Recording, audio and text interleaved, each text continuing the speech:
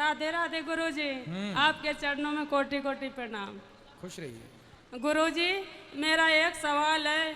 आपने जो भजन गाया था, सोते सोते में निकल गई सारी जिंदगी, सेवा सेवा में गुजारो सारी जिंदगी।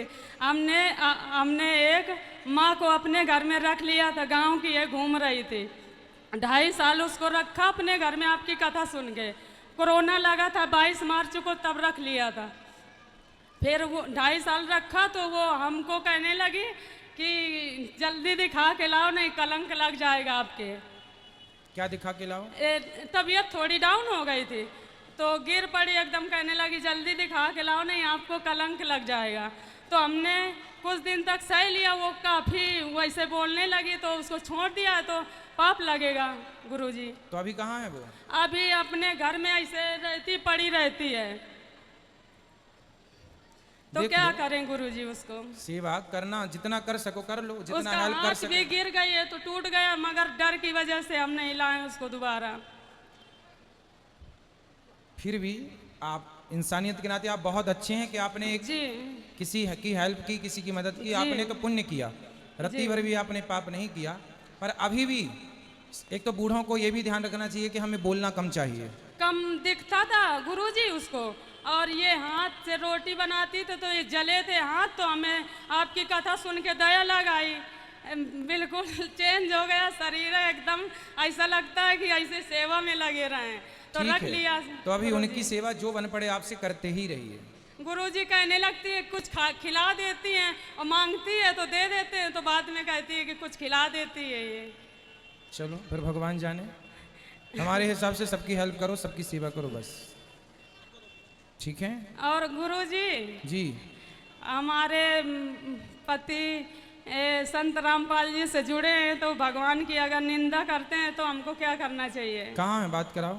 नहीं है गुरुजी, वो बाहर रहते हैं, यहाँ के लिए भी नहीं आने देते, मना करते हैं, लेकिन इस बार कह दिया था चली जाओ, पहुँच के आए। तो आप ना अपनी भक्ति का रंग उन पर चढ़ा दो।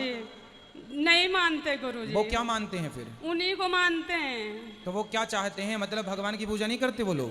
वही गुरुजी को मानते, कहते हैं तुम आप भी उसी में जुड़ो, नहीं हम सब छोड़ देंगे।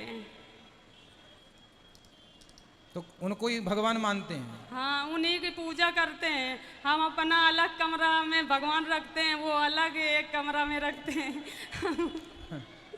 चलो भगवान उन्हें सद्बुद्धि दें। और गुरुजी देख रहे होंगे अगर, तो कहेंगे हमारी शिकायत कर रहे हैं। नहीं, वो नहीं देख रहे होंगे। ऐसे लोग सत्संग नहीं करते। राधे राधे गुरुजी। वो ऑलरेडी इतना कुसंग कर चुके हैं कि सत्संग उन्हें समझ ही नहीं आएगा।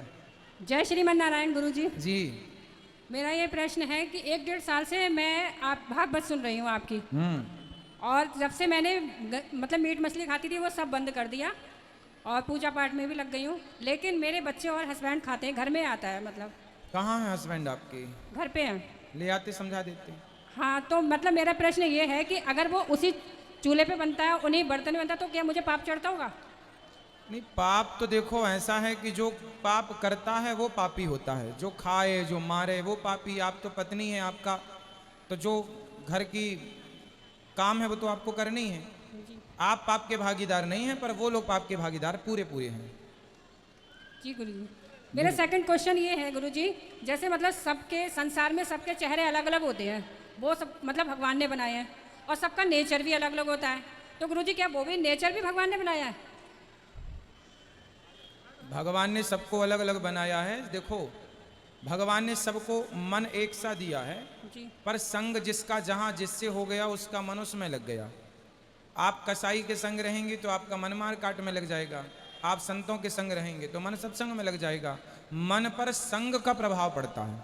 ईश्वर ने मन को कैसा भी नहीं बनाया, उन्होंने खाली कोरा कागज करके दिया है। अब उसमें आप जो रंग भरना चाहें अपने से भर लीजिए। ईश्वर ने कोरा कागज, मन को कोरा कागज कहते हैं।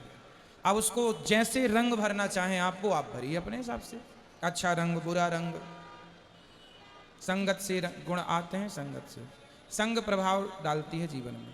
तो गुरुजी ये आदत जो कही जाती है कि आदत होती है, आदत वाले की आदत नहीं जाती, वो आदत क्या होती है? भाई शराबी की आदत है शराब पीने की, गंजेड़ी की आदत है गांजा पीने की, हमारी आदत है कथा सुनाने की। तो जिस सबकी आदतें हैं, अब क्या करो, आदतें जाती नहीं है, कुछ लोगों की चली भी जाती हैं। तो वो आदत जो है सत्संग से पड़ती है। सत्संग करेंगे तो गलत आदतें समाप्त हो जाएंगी, जय श्री और मन। कुसंग करेंगे तो अच्छी आदतें समाप्त हो जाएंगी। जी गुरु। खुश रहिए।